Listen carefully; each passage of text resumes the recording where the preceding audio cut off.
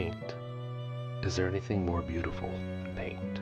Ground up pieces of the earth, vibrantly depicting the deepest parts of our humanity. Before mankind could nestle himself in the womb of civilization, he found solace in painting. Before a child has the ability to speak, it has already started scribbling and drawing. Very few pursuits are more essential to the human experience than this primal form of expression.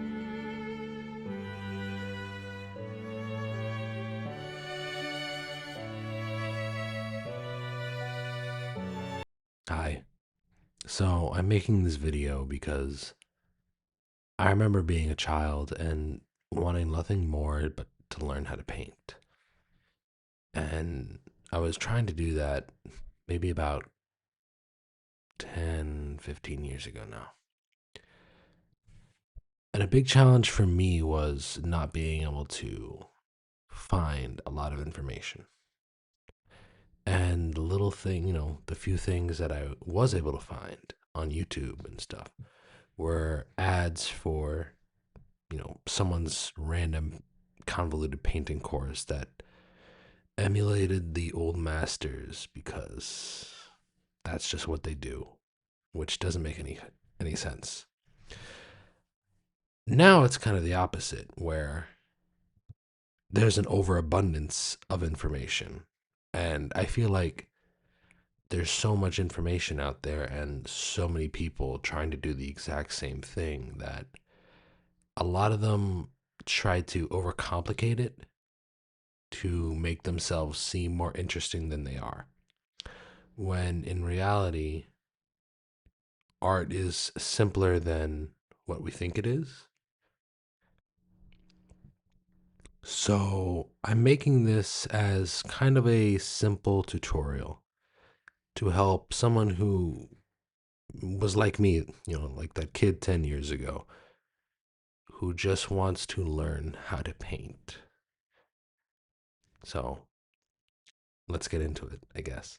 So the most important thing about painting is obviously your choice of paint. And it's the one thing I recommend going all out for. You don't want to skimp out on your paint. I value quality over everything, and I recommend everyone get either Michael Harding, Old Holland, or Williamsburg oil paint. And while yes, it's true that they are more expensive up front, what you're actually paying for is pure oil paint. No fillers, dyes, or extra oils. Because of that purity, they actually dry faster. So when you're oil painting, there's two things that you need to be able to differentiate between. You have to be able to tell the difference between a solvent and a medium. Traditionally, turpentine was used as a solvent to break down the oil paint, but I would advise everybody against that because that's going to kill you.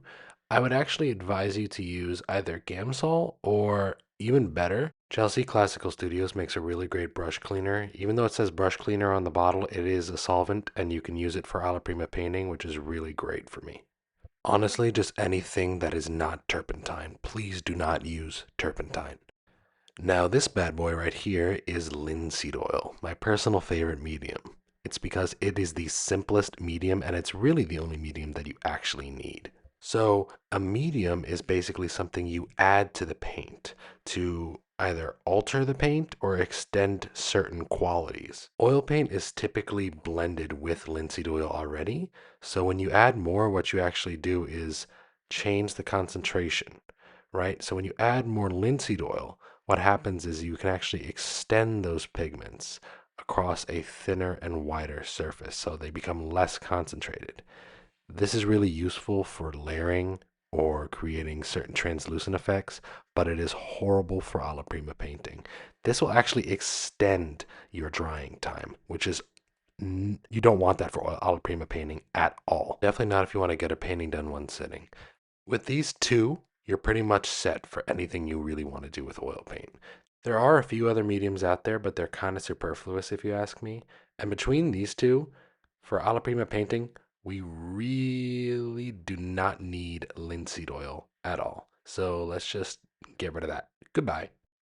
So when deciding what to paint on, it's really important that you understand what type of canvas that you're using. Because unfortunately for my wallet, not all canvases are created equal. Let's start with the most common type of canvas. This is an acrylic prime cotton canvas. Please ignore the cat drawing on the front. You can get these canvases pretty much anywhere and they're usually very accessible. A good way to identify it is if you turn it over and look at the actual canvas unprimed, it's usually a bright bleach white. Now this one right here is an oil primed Belgian linen canvas. And if that sounds fancy, that's because, well, it is. The fabric is ultra smooth and it's actually specifically designed for use with oil paint and oil paint alone. And if you look at the back, it's actually slightly darker than its cotton counterpart.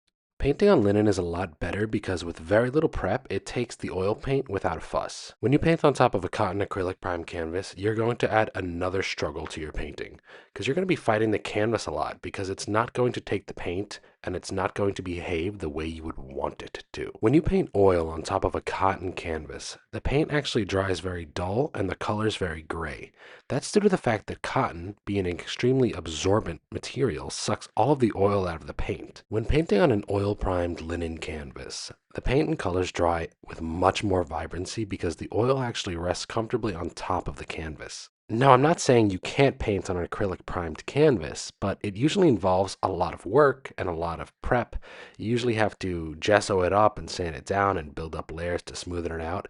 But even then, it's not really that good of a foundation for an oil painting to be on. When you take a slow drying paint like oil and use an acrylic primer, the slow drying molecules in the oil paint cause friction with the non-moving molecules in the acrylic primer, and that friction eventually leads to cracking. When using oil paint, I pretty much exclusively paint on linen canvas. For anybody who wants to get the most out of their oil paint, oil primed linen canvas is the best way to go. I personally haven't used a non-linen canvas for oil painting in years. Techniques like blending, glazing, or simply applying the paint to the canvas work exponentially better on a linen surface. It truly allows you to get the most out of your paint, and it makes getting the results you want significantly easier. If it's in your power, paint exclusively on oil primed linen. Avoid anything that says universal primed. That usually means it has an acrylic primer. Now, without further delay, I guess I should actually show you guys how I start painting. And in case you're wondering, no, this is not the canvas that you just watched me stretch, although I did stretch it in the exact same way, just in case somebody is wondering about that. So, whenever I start a painting, I like to eliminate all of the white on my canvas. So I usually take a bit of raw umber mixed with my Gamsol or solvent, and I just kind of spread it around. Then I'll use paper towels to pick up the excess paint until my canvas is stained with a nice mid-tone. Now the purpose of this is actually to eliminate all the white. This way I can accurately judge what is light and what is dark in my painting. Since nothing is lighter than white, everything on my canvas will look dark when compared to its super bright surface, which is why toning your canvas is always a must for me. Once my canvas is properly toned, I take some thicker raw umber and start my sketch. Just starting with some very geometric lines, shaping out where the end and beginning of my objects occur in my composition. Note at this point, I'm not concerned about details whatsoever. What I'm more concerned about is angles, lines, and light shapes, shadow shapes, and where they lay exactly in relation to one another. Think of this less as a drawing and more of a skeleton that'll support your painting and picture further on in the process, because if we don't have a good foundation, everything will come crumbling down. During this process, you want to be mindful to thin down all of your paint with your solvent. This works because it breaks down the oil. The oil in your paint is actually what causes drying to slow down. So when you break down the oil, what you're doing is you're actually spreading pigment and removing that oil, and that's going to help everything dry quicker. So when things dry quicker in our painting, we'll be able to actually layer on top of it. You can actually observe how thin my paint is. And what I've done is I've actually broken everything down into two simple shapes. I've isolated the light shapes and the shadow shapes. The shadow shapes obviously being where I filled in with the paint. Detail is the very last thing that you want to worry about. Now I can start adding my highlights. So what I did was I took a cotton rag, dipped it in my solvent, and started picking away at the initial base layer. So that's going to help reveal the white canvas underneath, and we're going to start get a little bit of a highlight. Now once I block in all my highlights, what I'm going to do is mix a dark tone. It doesn't have to be super dark or super light. It just has to be darker than what's already on the canvas. And what I'm going to do is take that tone and I'm going to essentially cover up all the dark spaces in my canvas. I'm not really worried about, certain areas that are darker than others. If the area itself is dark, I'm going to cover it completely and not care. Right now, you just want to separate. You want to think in two modes, light and dark. So once all my darks are covered up, I'm going to pretty much apply the same logic to my midtones and my highlights. So now I'm mixing a midtone that I'm going to use to cover up all the areas in my reference that are lighter than my darks, but darker than my lights. And you're still in this mode where you're keeping the paint thin with the solvent, and you're just kind of swishing it around those general areas. You just want to separate based on value groups. And our three main value groups will always be dark, medium, and light. And subsequently, inside of those value groups, they have their own value groups. So in the dark value group, we have dark darks, medium darks, and light darks. And the logic applies both to midtones and lights. So there are dark mediums, medium mediums, and light mediums. And there are dark darks, dark mediums, and dark lights. And all these value groups obviously lie between black, which is the darkest dark, and white, which is the lightest light. And it's proper separation of all of these value groups that enable you to perceive something that isn't there. It's what tricks your brain into looking at a painting and actually seeing something. Proper value separation is the most important thing because without light, there's no form. My painting is now at a point where I have rudimentary value separation. Once I have my painting at this stage, I'm ready to go even darker. And honestly, this is where a lot of the magic happens because the painting actually starts to take more shape. Once you introduce another level of dark into your darks, that separation starts to create form. So you can see where I'm starting to put this really dark paint here. I'm making a degree of separation between the skull and the background. I typically like to tell people always work from dark to light, big to small, simple to complex. And although I'm going darker, I want to tell everyone that I'm not going as dark as I could. I'm just going 1 degree darker than what is already on my canvas. Just dark enough so that you see a clear difference. And you need to remember that, like everything in art, it's relative. So when you have one dark on your canvas, it's going to read as absolute dark until you put something darker next to it. And when you put something darker next to it, all of a sudden, that thing that looked so dark doesn't look dark all of a sudden. Everything in value is relative. You need to judge how dark you need to go. Just because you want something to read super dark does not mean you need to go straight to black. In fact, I tend to go straight to black towards the end of a painting to accentuate certain aspects or draw the eye to a certain place. When you have high contrast in one area, it typically helps the painting to read more convincingly. Now, it's important to remember as time goes on, your paint is drying at a much faster pace because we've used pretty much only the solvent. And always remember, the solvent breaks down the oil in the paint. The oil is what slows down drying time. So less oil equals a quicker drying time. As you're painting, you're going to feel your paint start to get a little tacky, maybe a little sticky.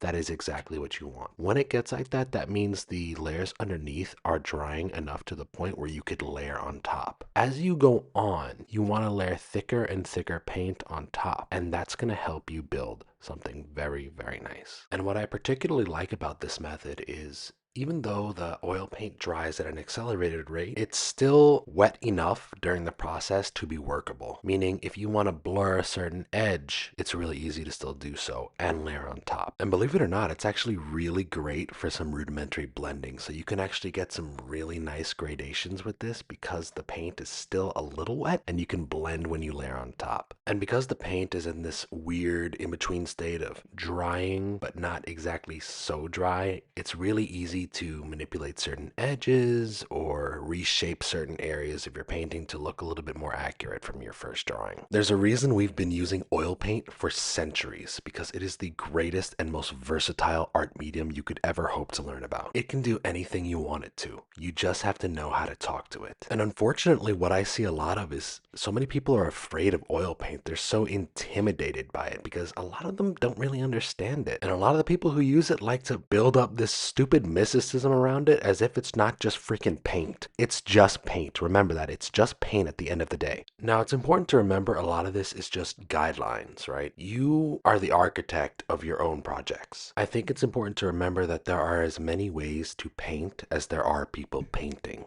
Please don't take everything I say as gospel. When you first start learning, it's kind of hard for you to tell what is objective and what is just like a subjective opinion about art, because a lot of people who make art also have very strong opinions about how it's done. I have a very strong opinion of how a painting should be completed, but another person might have a completely different opinion and they feel just as strong, and we can both make really great paintings. What makes a great artist is not how they paint, it's how they think about painting. It's what are you prepared to do with this very basic knowledge that we all have? How can you interpret it differently? How can you do it in a more creative way? And when you're first learning, that can get really confusing really fast. Find a method that works perfectly for you, that gives you the best results that you like.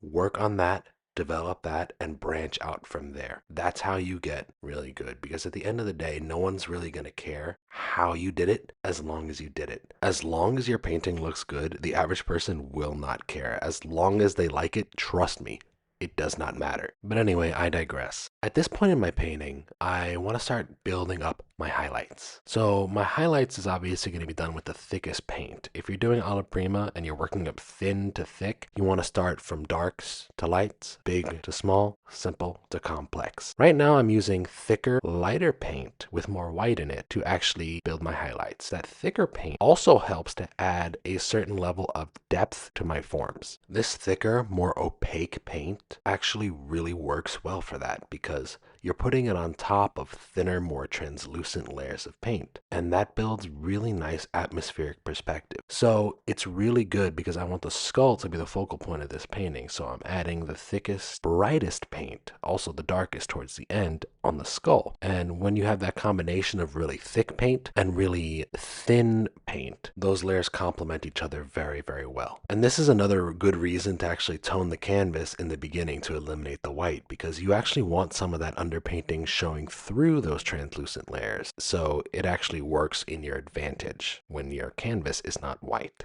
And it's important to remember that throughout this entire process, I have not touched any medium whatsoever. It's just been pure paint from the tube and solvent. You start with solvent and work your way up with pure paint from the tube, because remember, there's already oil in the tube itself. So there's no need to add additional oil, at least not until the very, very end. But you honestly can go through this whole process without even touching your linseed oil medium. And adding linseed oil actually slows down the drying time. It does the exact opposite of what the solvent will do when you mix it in.